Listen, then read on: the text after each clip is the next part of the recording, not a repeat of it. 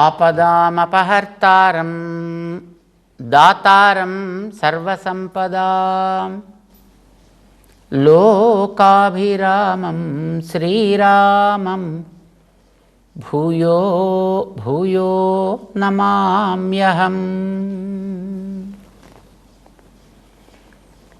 జై శ్రీమన్నారాయణ. ప్రియ భగవద్బంధువులారా, భగవద్గీత లాంటి గ్రంథాలు మనం వినేటప్పుడు కొన్ని పదాలని మనం సక్రమంగా అర్థం చేసుకోవాల్సిన అవసరం ఉంటుంది. కొన్ని పదాలు లోకంలో వ్యవహారంలో ఒక రకంగా ఉంటాయి, కానీ వాటికి ఉండే అసలు అర్థం వేరేగా ఉంటుంది. మనకు అవి రెండూ తెలియాల్సిన అవసరం ఉంది.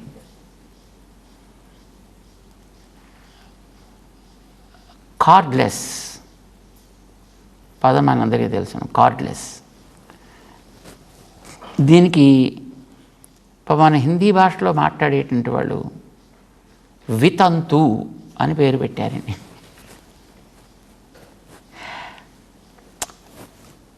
పదం మంచిదే. తంతు అంటే తీగలు లేకుండానే కమ్యూనికేట్ చేయగలిగేది కదా.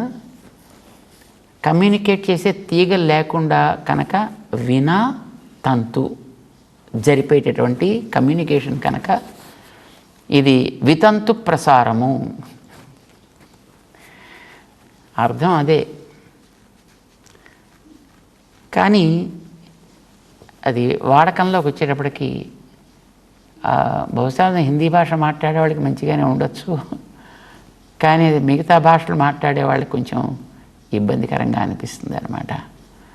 ఎందుకంటే ఆ వితంతు అనే పదం లోకంలో భర్తృహీన అయినటువంటి వ్యక్తికి వాడేటటువంటి పదం అది. కనుక ఇలాంటి పదం వాడితే కొంతమందికి అది ఎంబరాసింగ్గా అనిపిస్తుంది అన్నమాట, ఇబ్బందికరంగా ఉంటుంది. అందుకూడా దాన్ని నిస్తంత్రి అని వాళ్ళు పేరు పెట్టుకున్నారు. అది కూడా అర్థం అదే.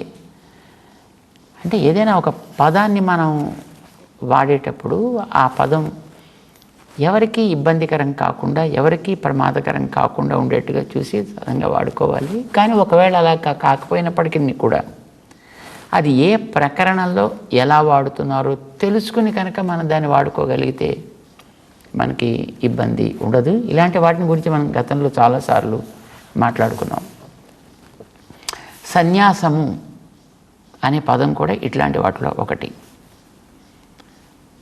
సాధారణంగా సన్యాసము అనేది వాడికి ఉండేటటువంటి బంధాలని వాడు వదులుకుని వాడు విరాగి అయి ఏదో కాషాయాది ధారణ చేసి సంచరించేవాడో సంచరించకుండానో జీవితాన్ని ఒక పద్ధతిలో గడుపుకునేటువంటి ఒక వ్యక్తికి కూర్చున్నటువంటి నామం అది సన్యాసి.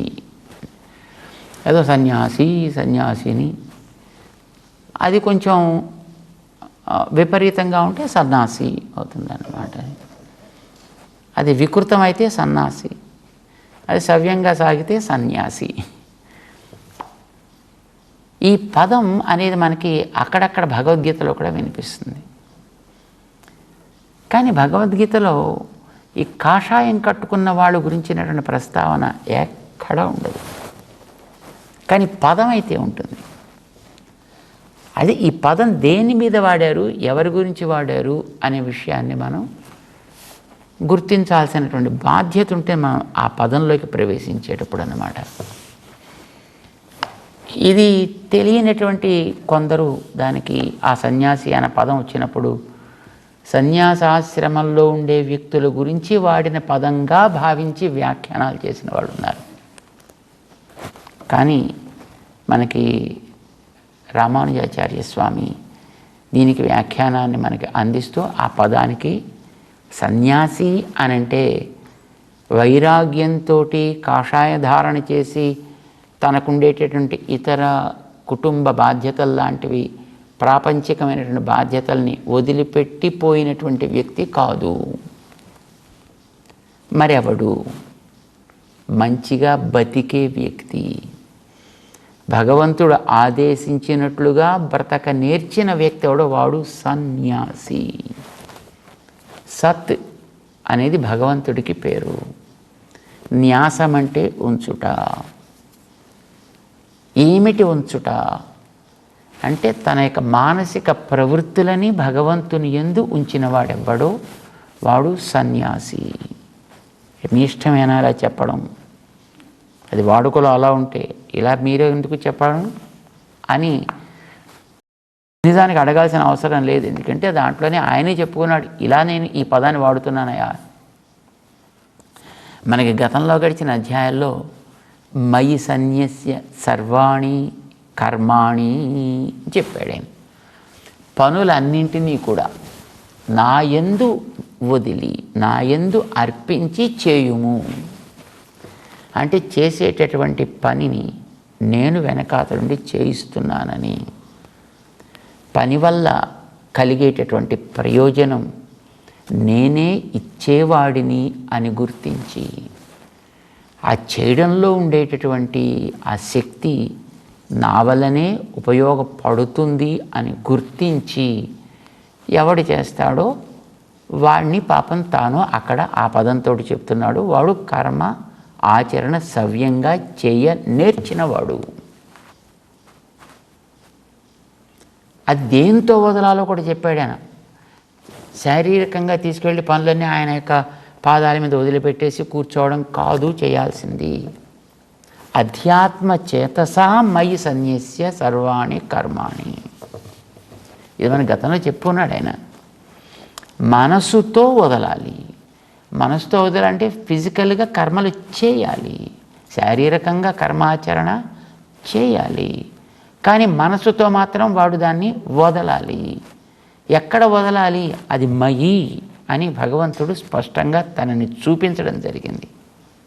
భగవంతుడి మీద వదలాలి, అప్పుడు దానికి యజ్ఞం అనే పేరు వస్తుంది అని చెప్పాడు ఆయన మనకి గతంలో గడిచిన 3-4 అధ్యాయాల్లో. చేత సన్యాసం అనే పదం ఎక్కడొచ్చినా చేసే పనిని మనస్సుతో దాని యందు ఉండే ఫలకాంక్ష, అది చేసేటప్పుడు దాంతో ఉండే సంగం, నేను చేస్తున్నాననే కర్తృత్వం, ఈ మూడిటిని మనసుతో ఎవడు భగవంతుడి యందు వదులుతాడో వాడు సన్యాసి. అలాంటి వాళ్ళకి సమాధానం చెప్తున్నాడు శ్రీకృష్ణుడు 6వ అధ్యాయం ఆరంభం చేస్తూనే. ఏమని? న నిరగ్ని నచ అక్రియ. అగ్నులు ఆర్పేసి కూర్చున్నవాడు సన్యాసి కాడు. అక్రియ, పనులు మానేసి కూర్చున్నవాడు, సంధ్యాదులు మానేసినవాడు సన్యాసి కాడు. యజ్ఞోపవీతాదులు తీసేసి శుభ్రంగా తెంపి బయట పారేసినవాడు వాడు సన్యాసి కాడు. శిఖాధారణ త్యజించినవాడు సన్యాసి కూడా కాడు. మరి ఎవడు సన్యాసి అంటే? అనాశ్రిత కర్మఫలం. కర్మ ఆచరించాలి, కార్యం కర్మ, పని చేసే తీరాలి అనే నిర్ణయంతో, నిశ్చయంతో కరోతియ, పనిని ఎవడైతే చేస్తాడో, అయితే ఏం వదిలేడు వాడు? కర్మఫలం అనాశ్రిత. చేసేటటువంటి కర్తృత్వాన్ని వదిలేడు, సంగమును వదిలేడు, నేను చేస్తున్నాను నా వల్ల జరుగుతోంది అనేది వదిలేడు, ఫలాన్ని కూడా వాడు వదిలేడు.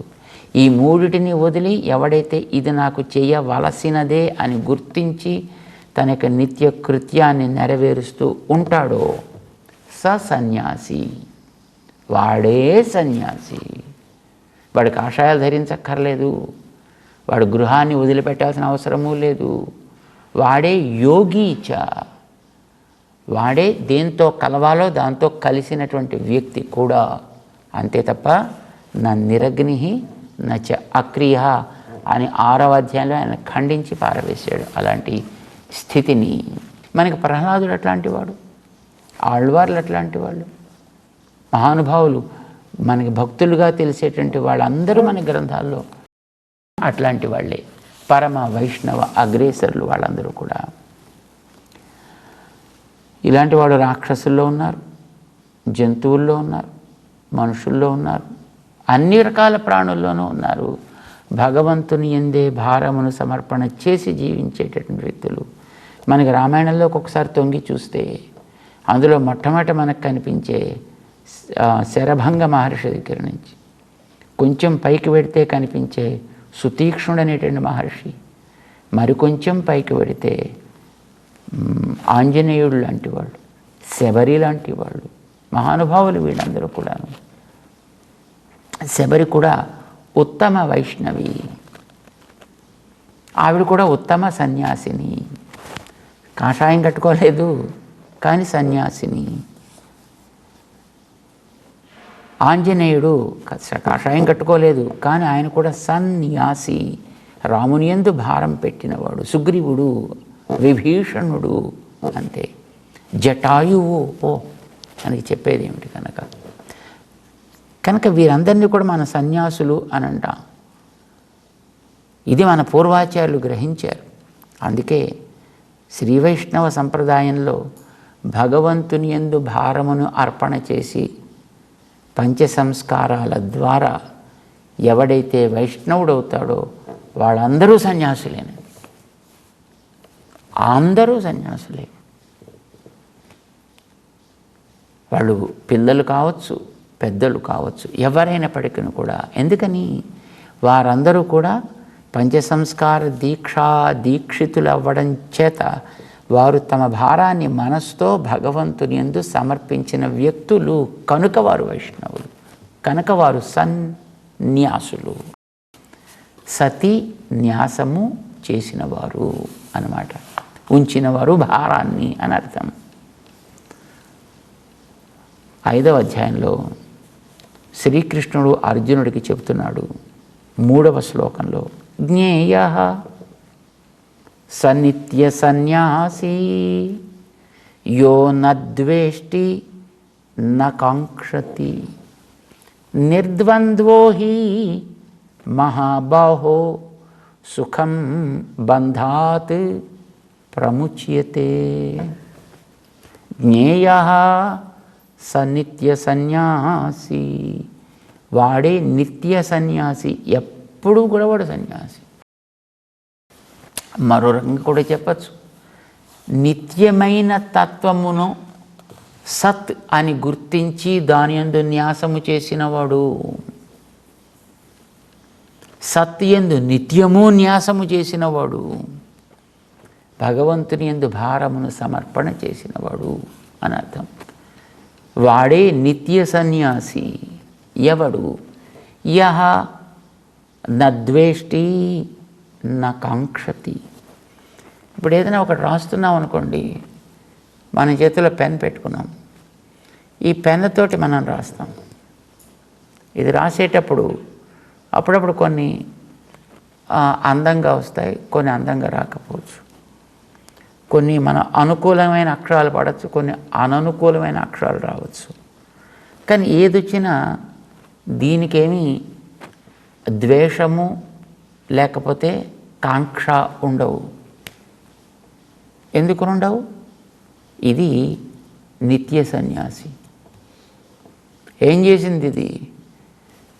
నేను రాయగలిగిన శక్తి కలదానిని కనుక నీ చేతిలో పెడుతున్నా, నన్ను నీ చేతిలో పెడుతున్నా, నువ్వు ఎలా వాడతావో నీ ఇష్టం, దీంతో నాకేమీ సంబంధం లేదు.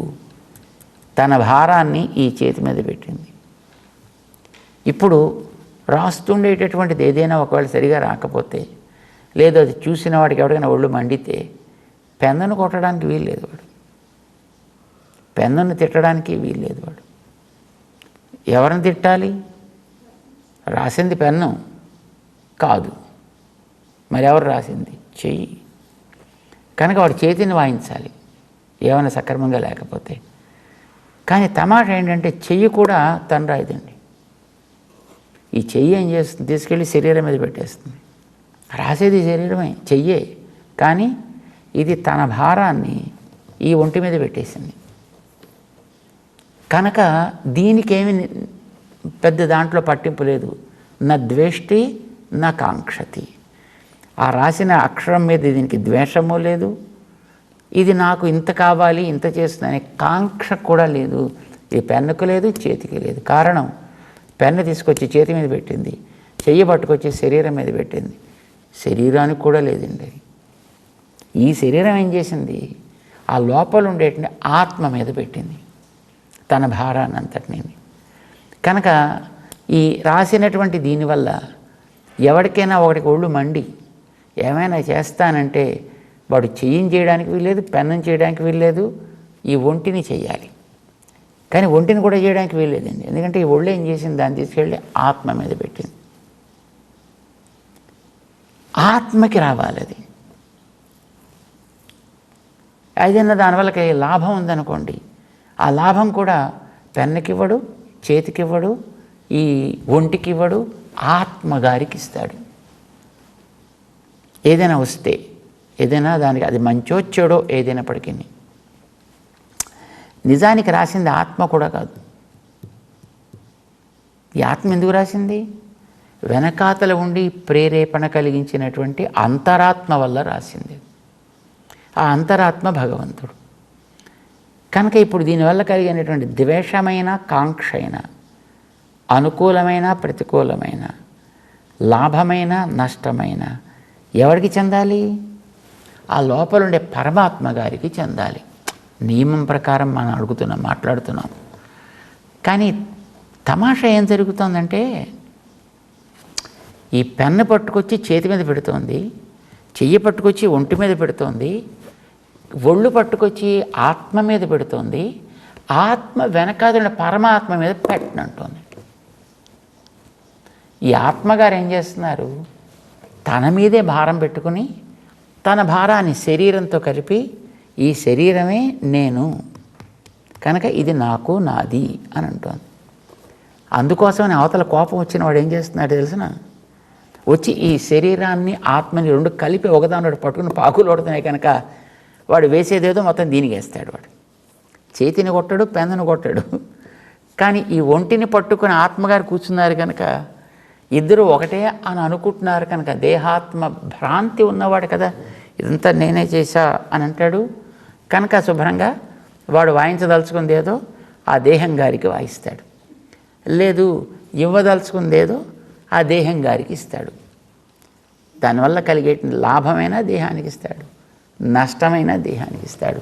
అందుకు దేహం అనుభవించాల్సి వస్తుంది. కానీ ఇదే కనుక ఆ లోపలుండే ఆత్మ పైనుండే దేహంతో లింకు పెట్టకుండా అటు లోపలుండే భగవంతుడికి లింకు పెడితే నిజానికి కలిగేటటువంటిది ఏదో నేరుగా అక్కడి దాకా వెళ్ళిపోయి ఆయన మొత్తం ఇన్నిటికి కలిపి ఆనందాన్ని ఇచ్చేవాడిని. ప్రహ్లాదుడు చేసిన ఘనకార్యం అది. తండ్రి గారికి ఒళ్ళు మండి విషం ఇస్తే దానివల్ల కలిగే లాభం ఏదో నాకెందుకు కనుక అని ఆ గ్లాస్ తీసుకున్నాడు, అది చేతికి ఇచ్చాడు, చెయ్యి ఒంటికి ఇచ్చింది, ఒళ్ళు ఆత్మకి ఇచ్చింది, ఆత్మ పరమాత్మకి ఇచ్చింది. ఆయనకి అంటుకుంది ఆ విషయం ఏదో, ఆయనకి ఒళ్ళు మండింది. ప్రహ్లాదుడికి ఏం కాలే. ఈయన హాయిగా అచ్యుతానంత గోవింద అనుకున్నాడు, సుఖంగా ఉన్నాడు. కత్తులతో కొట్టిస్తే నాకు కాదనుకున్నాడు, ఆ లోపలుండి ఆయనకి ఒళ్ళు మండింది. నిప్పుల్లో తోయిస్తే ఆయనకి కాలింది, నేల మీద ఏనుగులతో తొక్కిస్తే ఆయనకు వచ్చింది, అవడు నొప్పులేవో, ప్రహ్లాదుడికి రాలా. మండింది ఆయనకి కనుకనే చూడాలి అని వాడు ప్రయత్నం చేసినప్పుడు హిరణ్యకశిపు ఆయన గారు బయటకు వచ్చాడు. ఆయన ప్రహ్లాదుడు ఏమీ చేయలే. ప్రహ్లాదుడు నమస్కారం పెడుతూ నిలబడ్డాడంతే. అక్కడ వచ్చినవాడు ఆయన వచ్చాడు, అవతల వాడికి చేయాల్సిన బహుమానం ఏదో ఆయనే ఇచ్చాడు తప్ప ప్రహ్లాదుడు దాంట్లో కేవలం సాక్షిభూతంగా మిగిలిపోయాడు. ఆయన ఈ జీవుడికి కూడా అంతే. వీడు కూడా ప్రహ్లాదుడు నిత్య సన్యాసి, భగవంతుని యందు నిత్యము తన యొక్క భారాన్ని న్యాసము చేసి ఉన్నాడు. ఆయన గజేంద్రుడు కూడా చివరి సమయంలో నిత్య సన్యాసి కాగలిగాడు. నీవే తప్పని తప్పరం వేరుగా అన్నాడండి. ఆయన అన్నాడు కనుక అప్పుడు ఆయన వచ్చి అవరోధాలు తొలగించుకున్నాడు, ఆనందాన్ని తానే ఇచ్చుకున్నాడు. ఆయన చరిత్రలో అలాంటి వాడు నిలిచిపోయారు. మరి మనకి ఈ మధ్యలో వచ్చేవాళ్ళతో ఎందుకు నిలవకపోతున్నారు అంటే ఆయన మీద భారం పెట్టట్లా. మిగతా ఉండేటిని దేహంలో వచ్చి వాళ్ళ దాకా వస్తున్నాయి, కానీ వాళ్ళు దాన్ని అటు లోపలికి పంపించాల్సింది మానేసి ఇటు పక్కన శరీరం గారితో ముడి వేసేసుకుని ఇది మేమిద్దరమే షేర్ చేసుకుంటా ఉంటున్నారు తప్ప లోపల వాడికి ఇవ్వాల్సినటువంటి అసలు చెందాల్సిన విధానంలో చెందనివ్వటం లేదు. అందుకోసం వీళ్ళు అనుభవించాల్సి వస్తుంది. ఎవరికైనా అంతే. కృష్ణుడు చెప్తున్నాడు, జ్ఞేయ సనిత్య సన్యాసి, వాడు నిత్యము భగవంతునియందు భారం అర్పించిన వాడు అవుతాడు. ఎవడు? యో నద్వేష్టి న కాంక్షతి, పెన్నుకి ద్వేష కాంక్ష రెండు లేవు. నాకు వద్దు అని లేదు, నాకు కావాలని లేదు. రాయిస్తే హాయిగా రాస్తుంది. చేతికి కావాలని లేదు, వద్దని లేదు, హాయిగా రాస్తుంది. కనుక దీనికి ద్వేషము కాంక్ష రెండూ లేవు, నీకుంటాయి. కనుక ఒళ్ళు మండితే నువ్వు కొడతావు వాడిని, అదే దీంతో కొట్టిస్తావు. నువ్వు కొట్టిస్తే కొడుతుంది, నువ్వు దానికి ఆలింగనం చేసుకుంటే చేసుకుంటుంది. దానికి రెండిటితోటి సంబంధం లేదు. ఎవడైతే భగవంతుని యందు భారాన్ని అర్పించి ఉంటాడో వాడికి ఆ జరిగేటటువంటి ప్రక్రియలో ద్వేష కాంక్షలు ఉండవు. అందుకోసమనే వాడు నిర్ద్వంద్వ కాగలుగుతాడు. ద్వంద్వములు, కామక్రోధములు, శోక మోహములు, క్షుత్ పిపాసలు వాడికేముండవు. వాడికి ఎందుకంటే వాడు వెనకాతల దానికి భారాన్ని ఇచ్చేసాడు. వాడు ఆ కనెక్షన్ ఏదో వెనకాతల వాడికి ఇచ్చేసాడు. వీడి లోపల ఉండేటువంటి పెన్ను లోపల ఇంక్ అయిపోయింది అనుకోండి, దానికేం సంబంధం లేదు, నీకు అప్పగించాం కనుక. అప్పుడు నువ్వు ఆ రీఫిల్ తీసి పారేసి కొత్త రీఫిల్ పెట్టుకుంటావా, దీన్ని పక్కన పారేసి కొత్త పెన్ తీసుకుంటావా, దట్ ఈస్ యువర్ చాయిస్. దీనికి నిర్ద్వంద్వము, ఇది కావాలని లేదు, ఇది వద్దని లేదు, దీని ఎందు ఇష్టము లేదు, దీని అయిష్టము లేదు, దీనివల్ల శోకము లేదు, దానికి మోహము లేదు. నిర్ద్వంద్వో హి మహాబాహో, అప్పుడు వీడికి ఏ రకమైనటువంటి బంధము ఏర్పడదు. సుఖం బంధాత్ ప్రముచ్యతే, వీడు కర్మలు ఆచరిస్తున్నా వీడికి ఏ రకమైన బంధము ఏర్పడదు కాదా. చేత ఇది గుర్తించవా? ఇందాక చెప్పాను నీకు, జ్ఞానము కర్మ, ఈ రెంట్లో కర్మ ఆచరణ అనేటటువంటిది సుగమమైన మార్గము, సులభమైన మార్గము, శ్రమ రహితమైనటువంటి మార్గము. అంతేకాదు బంధాతు సుఖం ప్రముచ్యతే, ఇదివరకు ఉండే బంధాల్లోంచి కూడా వీడు హాయిగా విడివట్టానికి అవకాశం కలిగిస్తుంది ఇప్పుడు వీడు ఆచరించేటువంటి కర్మ ఆచరణ. కనుక ఇది శ్రేయస్కరం సుమా అని 5వ అధ్యాయ 3వ శ్లోకంతో చేయాల్సినటువంటి ఉపదేశాన్ని స్పష్టంగా అర్జునుడికి చెప్పడం ప్రారంభం చేశాడు కృష్ణుడు. తెలుసుకుందాం. జై శ్రీమన్నారాయణ.